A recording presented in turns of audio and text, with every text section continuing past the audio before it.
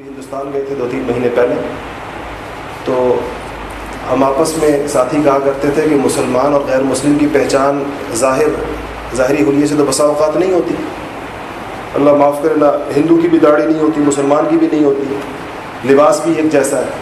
تو ہم کہتے ہیں کہ مسلمان کی اس ملک میں پہچان یہ ہے کہ جس کے چہرے پر خوف اور مظلومیت اور بے بسی اور بے کسی نظر آئے وہ مسلمان. وہاں گھومتے پھرتے صاف محسوس ہوتا تھا کہ جو سمٹا ہوا نظر آئے، خوفزدہ سا نظر آئے اور پورا ماحول اس کو اپنے خلاف نظر آئے، اپنے آپ کو اپنے ہر وقت ایک دفاعی پوزیشن پہ کھڑا، وہ مسلمان ہے اس جگہ کا.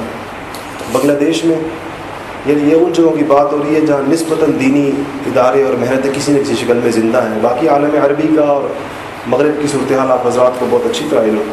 بنگلہ دیش میں اس پچھلے 2-3 سالوں میں جس طریقے سے چن کے اسلام پسندوں کو پھانسیاں دی گئیں بغیر کسی جرم کے اور بغیر کسی وجہ کے، 30-40 سال پرانے کیس کھول کر 1971 کے زمانے کے 2014 کے اندر اس کی بنیاد پر پھانسیاں ہوئی. آپ سب حضرات کو حالات معلوم.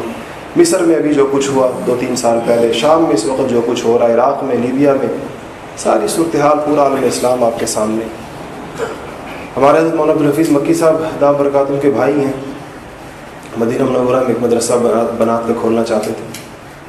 تو 8-9 سال کی، حالانکہ وہ حضرات سعودی نیشنلٹی ہے ان کے پاس اور پرانا خاندان ہے، 70-80 سال سے وہاں پر مقیم ہے. 7-8 سال 9 سال کے اپنے تمام تعلقات استعمال کرنے کے بعد بنات کے مدرسے کے لیے ان کو صرف صرف و نحو پڑھانے کی اجازت ملی کہ آپ 1 سال کی تعلیم دے سکتے ہیں، دوسرے سال کی نہیں دے سکتے. دوسرے سال کی پھر الگ سے مستقل اجازت لیں گے تو پھر اس کے بارے میں سوچا جا سکتا.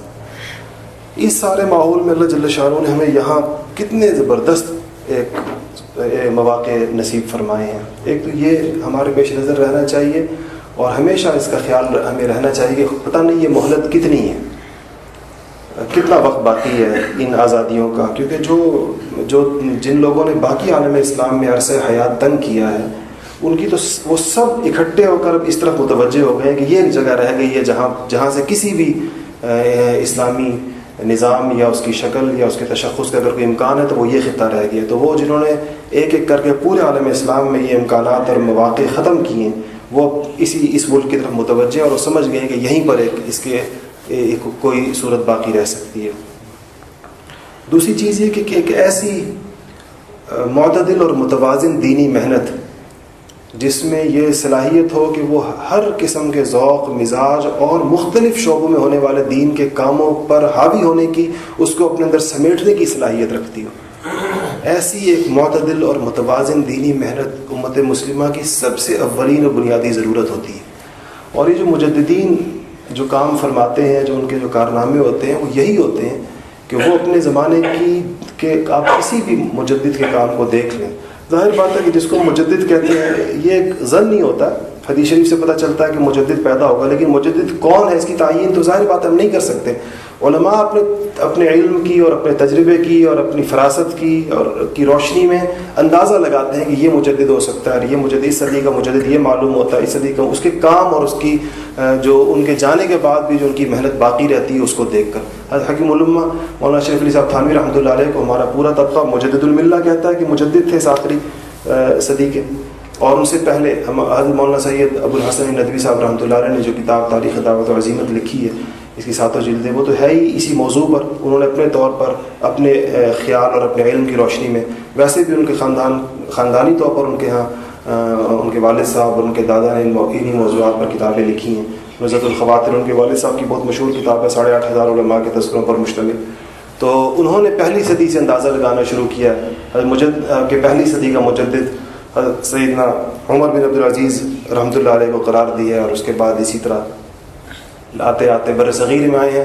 تو ان صوفیاء کرام سے حضرت خواجہ معین الدین چشتی اجمیری رحمۃ اللہ علیہ اور حضرت شرف الدین یحییٰ منی علی رحمۃ اللہ علیہ، اور اس طرح ان کے بعد حضرت مجدد الفسانی رحمۃ اللہ علیہ، پھر شاہ ولی اللہ رحمۃ اللہ علیہ، اور پھر حضرت سید احمد شہید رحمۃ اللہ علیہ تک انہوں نے اپنی کتاب کو ختم کیا.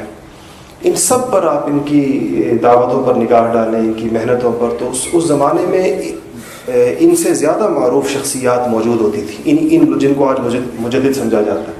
لیکن ان کے کام کا توازن اور اعتدال اور اس کی جامعیت اور اس کا شمول اور اس کی گہرائی اور اس کی گہرائی وہ ایسی ہوتی تھی کہ وہ زیادہ طبقات پر محیط ہوتا تھا، اس لیے اس کو دوام اور بقا ہوتی تھی.